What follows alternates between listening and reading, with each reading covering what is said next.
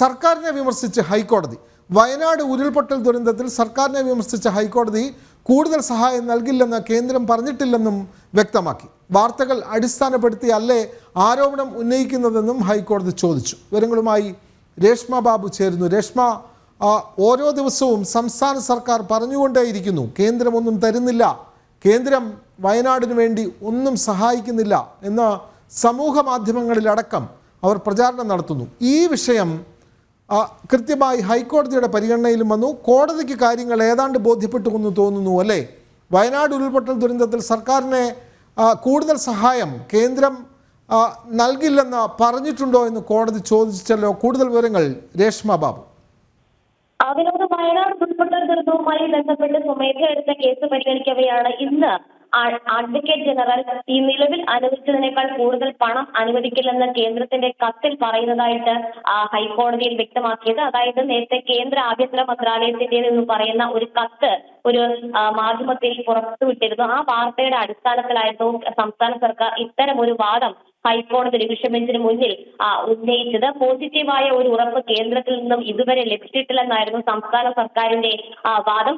ഇത് പറഞ്ഞപ്പോഴാണ് ഹൈക്കോടതി ഡിവിഷൻ ബെഞ്ച് ഇക്കാര്യത്തിൽ കൃത്യമായ മറുപടി നൽകിയത്. വാർത്തകളുടെ അടിസ്ഥാനത്തിലല്ലേ ഇക്കാര്യം പറയുന്നു എന്നുള്ളൊരു ചോദ്യമാണ് ജസ്റ്റിസ് AK ജയശങ്കരൻ തമ്പിയുടെ ഭാഗത്തുനിന്ന് ഉണ്ടായത്. കേന്ദ്രം കൂടുതൽ സഹായം അല്ലെങ്കിൽ കേന്ദ്രം അധിക സഹായം കൊടുക്കില്ലെന്ന് എവിടെയും പറഞ്ഞിട്ടില്ലല്ലോ എന്നും സംസ്ഥാന സർക്കാരിനോട് ഹൈക്കോടതി ചോദ്യം എന്നുള്ള രീതിയിൽ ഉന്നയിക്കുകയും ചെയ്തു.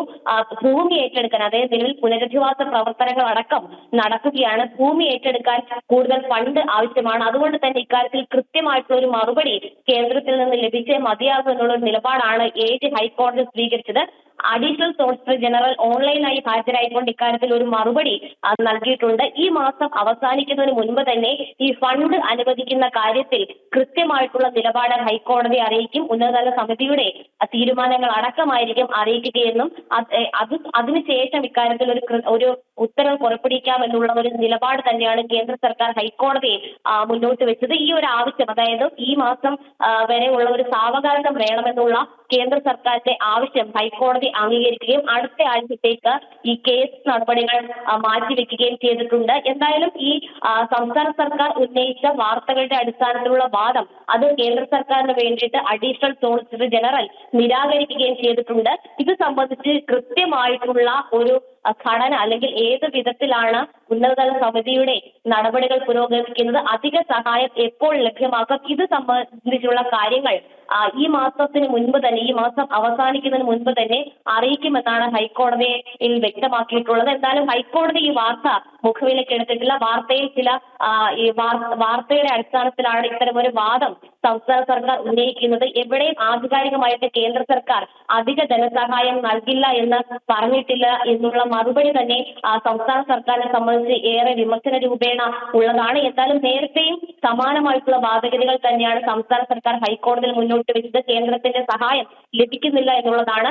പക്ഷേ കേന്ദ്രം ഇന്നും മറ്റൊരു കാര്യം കൂടി ആവർത്തിക്കുകയും ചെയ്തിട്ടുണ്ട്. ഈ ദുരന്ത നിവാരണ ഫണ്ടിൽ ആവശ്യമായിട്ടുള്ള പണം ലഭ്യമാണ്. അധിക ധനസഹായം സംബന്ധിച്ചുള്ള നടപടികൾ പുരോഗമിക്കുന്നുണ്ട്. അതിൽ ചില മാനദണ്ഡങ്ങളുണ്ട്. അതൊക്കെ പൂർത്തീകരിച്ചതിന് ശേഷം മാത്രമേ നിലപാട് വ്യക്തമാക്കുവാൻ സാധിക്കുകയുള്ളൂ. അതുകൊണ്ട് വ്യക്തമാണ് രേഷ്മ ബാബു. അതായത് ഹൈക്കോടതി തന്നെ സംസ്ഥാന സർക്കാരിനോട് ചോദിക്കുന്നു, കേന്ദ്ര സർക്കാർ വയനാട് ദുരിതാശ്വാസത്തിന് പണം നൽകില്ല എന്ന് പറഞ്ഞിട്ടുണ്ടോ എന്നുള്ള കാര്യമാണ് ഹൈക്കോടതി കൃത്യമായി സംസ്ഥാന സർക്കാരിനോട് ചോദിച്ചത്. വിവരങ്ങൾ നൽകുകയായിരുന്നു രേഷ്മ ബാബു.